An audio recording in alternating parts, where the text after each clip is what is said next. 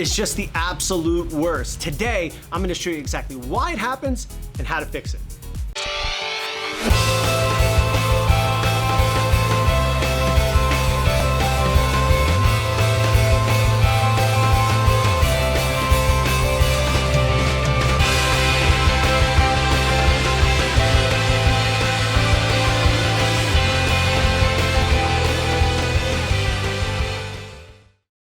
Welcome back, everybody. I'm Floch from Floch Fitness. If you are new to the channel, Floch Fitness is all about the aging athlete. So when it comes to nutrition, fitness, or wellness practices, you're gonna wanna subscribe to this channel to stay up to date on all of our latest content. So you just got done with your row workout and you're wondering to yourself, man, am I supposed to be this sore in my lower back? Not necessarily. There are a few main things that I see in the aging athlete that are predisposing them to lower back tightness and overuse during the row. So let me break down exactly why it is that you're overusing your lower back. So to tell whether or not you can keep good position and good technique on the rower, it comes down to positions. And the first position that you need to be able to get to is, can I keep my back flat while getting a hinge from my hip so that I can make a 90-degree angle, or maybe even a more than 90-degree angle. If you're having issues getting to this 90-degree angle in the hip, you're gonna find that you're gonna compensate from your lower back to get to this position. If you're compensating from your lower back, it might be okay for 1 or 2 pulls, but when it comes to multiple strokes in a given workout, that's where we're gonna get that paperclip effect. And all of a sudden, enough times bending and flexing that paperclip, it's gonna cause it to break. That's what's going on in your lower back. So despite the fact that you're having good thoughts in your technique, trying to reach in, trying to get in a good catch position, if your body is not able to find those positions passively, there's no way that you're gonna be able to do it dynamically, and especially when you get under fatigue.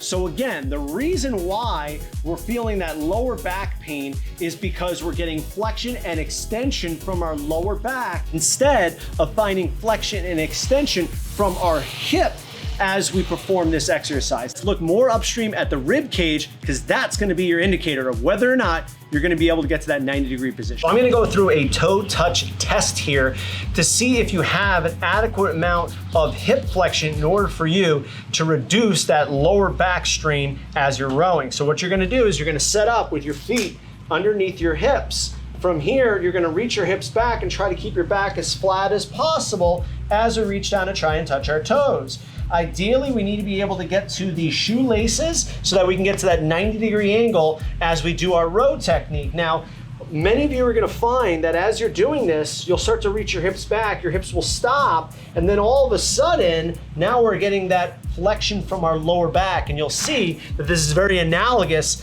to that reach and catch position as you're getting into your row technique. What we need to be able to do is address the underlying causes of the lack of hip flexion, toe touch position that you have. And there's 2 main reasons for this. Lack of expansion through your posterior, through the upper back specifically, and lack of compressive strategies, basically exhalation through the anterior portion. And what most of us as aging athletes will do is we get most of our inhalation and exhalation from this, what I call Pac-Manning. And what Pac-Manning is that you can imagine Pac-Man has its mouth just like this. And our Pac-Man position is Pac-Man mouth closed, Pac-Man mouth open, Pac-Man mouth closed, Pac-Man mouth open. And that's kind of what you'll see when you're on the rower is as you reach in, the Pac-Man closes its mouth and then the Pac-Man opens its mouth. So this is kind of like your inhale position, exhale position, or vice versa. You'll try to exhale and then inhale, because that's the only way that you're finding the ability to get air in and out. So what we need to be able to do is correct this improper breathing pattern in order for you to get true hip flexion and extension. And it's as simple as a full exaggerated exhale and finding the right spots to get the air in. So if you find that you have a limitation in that 90-degree hip angle, you're gonna try this exercise here. You're gonna set up with a set of plates or some kind of 1/2 inch to 1 inch lift so that your toes are pulled up, so that's gonna lengthen out your calves. From here, you're gonna go ahead and tuck your back pockets or pull your belt buckle up without engaging the lower abs. You should feel the bottom of your butt turn on just a little bit. From here, I'm gonna start to reach my hips back as I keep my hips tucked. Now I'm gonna get to a point where I can't go any lower. I'm gonna hold that position. From here, I'm gonna breathe into my upper back, filling that upper back with air. So I'm gonna breathe in gently. And now I'm gonna give a full exaggerated sigh.